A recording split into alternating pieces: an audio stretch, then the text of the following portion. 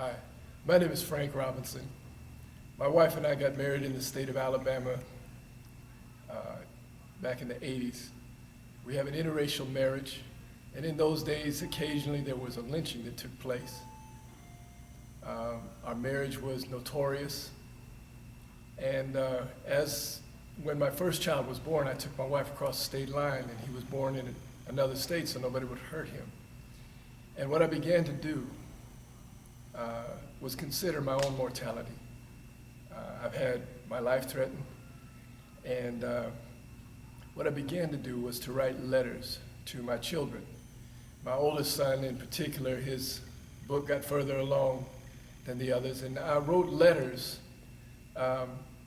with the understanding that if something happened to me, I could still say things into their lives, speak life into the lives of my children. I deal with things like identity and purpose. Why are you here? And character. What kind of man are you going to be? And I spoke to him like he was a man, so that when he was a man, when he became a man, he could have this book. I worked on this book, this collection, Letters to a Mixed Race Son. And this is what it looks like now. And I worked on this book for about 25 years, and I gave it to him this year, the handwritten version that had gone through miles and years, and I hope it's going to be a blessing to him. And some of these letters may be a blessing to others.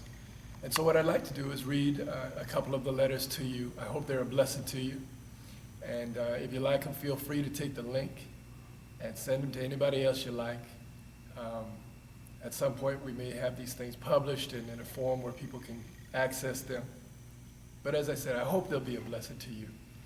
I'm going to read the last two letters. This is from March 3rd, the year 2000. Dear son, you are a young man now, a young man I am godly proud of. I believe I will close this book of letters to you with words about courage. As you know, I admire courage. Men, fathers, are to provide, protect, and inspire. Men should live and speak the truth, but more than these basic roles, or at least in addition to these. Men should show us courage. Men should show courage to their sons and daughters, to each man's wife, to other men, to his community, his world, to generations that follow, and to God. A man is to demonstrate courage. Now understand me, my son. It is not always courage to fight. It takes courage to walk away, to turn the other cheek, and to surrender the right to revenge. It takes courage to get back up when you have been knocked down, to stand when others run. Men are to show their sons not only how a man faces death, but how a man faces life. A man doesn't run away when he's afraid. He doesn't run away when it is hard. A man keeps his promises and stays there. That's courage. That's what a man does. Do it better than I have. Show your sons and show the world. Show our God to them. Son, let them say about you in words of deep respect and admiration for generations after you are gone. Not only this is how a good man faces death, but this is how a good man faces life. To my mixed race son, my firstborn, bow your head before God and stand up among men. It is your day. It's your turn. I have been a stranger in a strange land. This world is not my home. Be strong, be courageous, live the life, die the death, and I will meet you over there. Love, Dad. I thought I was finished with that letter, but then there was one more I needed to add. This was for March 21st, 2011. Dear son, Sunday before last, I heard with my own ears you tell me about the birth of your daughter. I cannot tell you how much that means to me. It gives me such a sense of joy and completeness. When I was 6, my mother gathered the children together to tell us she was going to have a baby and not tell anyone.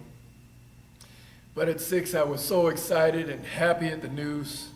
Her admonition was immediately disregarded.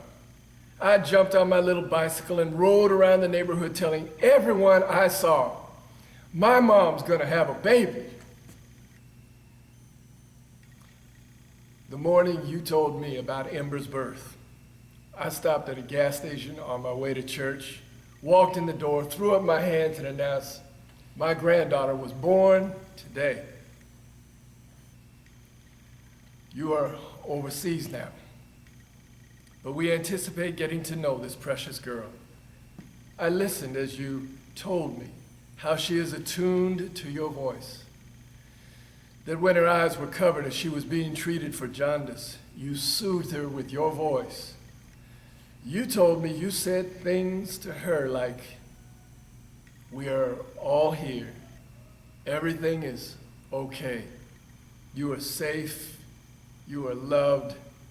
There is nothing to be afraid of. I am right here. Well, the Proverbs tells us that children's children are the crown of old men, and the glory of children are their fathers.